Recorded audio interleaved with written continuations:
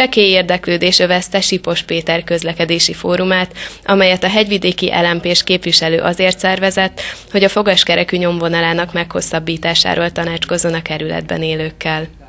Sipos Péter tavaly pártjával és annak önkormányzati választási programjával egyetértésben megszavazta a fogaskerekű felújítására vonatkozó indítványt, azonban idén szeptemberben blogján úgy nyilatkozott, agyament ötletnek tartja a fogaskerekű vasút meghosszabbításának tervét. Az egész mostani szeansz nem jött volna létre, hogyha én néhány alkalommal ezelőtti testületi ülésen nem szembesültem volna azzal, hogy meg akarják hosszabbítani a fogast, ami az én figyelmemet elkerülte idáig, és ne tettem volna erre egy megjegyzést, amit sokaknak a figyelmét felkeltette.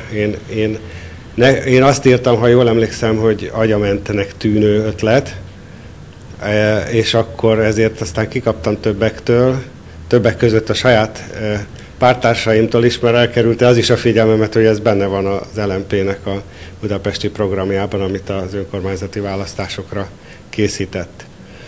Sipos Péter LMP-s önkormányzati képviselő az ügyben ismét immár harmadszor változtatta meg a véleményét. Egy picit átértékeltem az én véleményemet.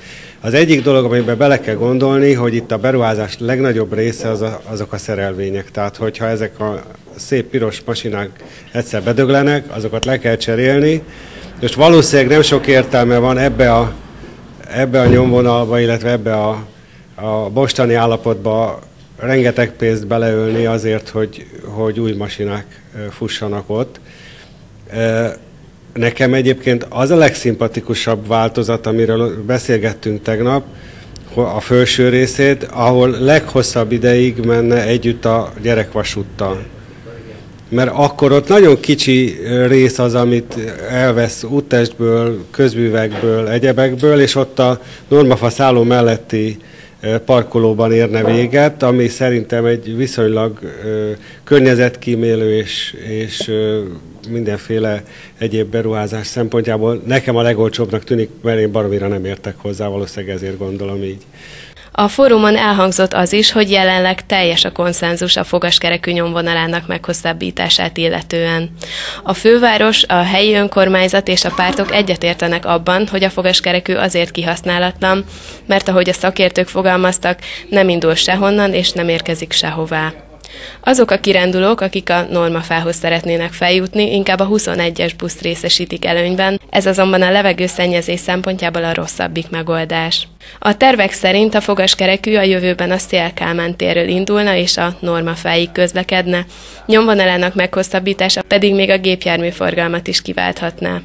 Sipos Péter a fórumon azt mondta, az új normafai végállomás terve a lusta emberek szempontjából hasznos változtatás. Az is tény, én is sokat járok ott hétvégén a Normafánál, tényleg rengeteg lusta ember van, aki alig tud 3-at lépni, de legalább addig levegőn vannak, és ott sütik a szalonnát az Anna réten, mert hát nekik ez a kikapcsolódás, hogy oda viszik a batyút, és nem mennek tényleg többet, mint elmennek a rétesbolthoz, és áthúzzák, vonszolják magukat, hogy a szalonnát megsünthessék az Anna réten.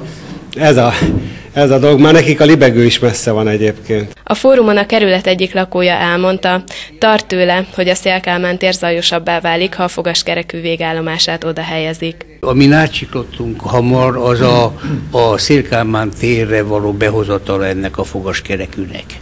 Van egy közmondás, hogy nincs az a szénászekér, amire egy villával még rá ne lehet tenni. Hát körülbelül ugyanez lesz a helyzet ezzel a fogaskerekűvel is, erre az agyon zsúfolt Széll-Kálmán téren még behozni egy pluszjáratot, ez több mint bűnös hiba. Pongrácz Gergely, az LMP közlekedési munkacsoportjának vezetője szerint nincs alapja a lakók félelmének. Tehát akik eddig úgy csinálták, hogy a fogaskerekűről átszálltak a 61-es villamosra, lementek a tér és ott szálltak át a metró, ugyanaz a gyalogos gyakorlatilag most egyből a fogaskerekűről fog leszállni és átmegy a metróig. Tehát magának a térnek a zsúfoltság az ettől nem fog megnőni. A fogaskerekű nyomvonalának meghosszabbítását előkészítő munkálatok már megkezdődtek.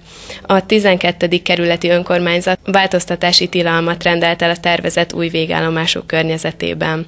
A Budapesti Közlekedési Központ várhatóan a jövő év februárjáig készíti el a felújításokkal kapcsolatos megvalósíthatósági tanulmányt. majd. Hogy a jelenlegi 3 lehetséges terv közül melyik variációt fogadják el a fővárosban, arról további tanácskozások döntenek majd.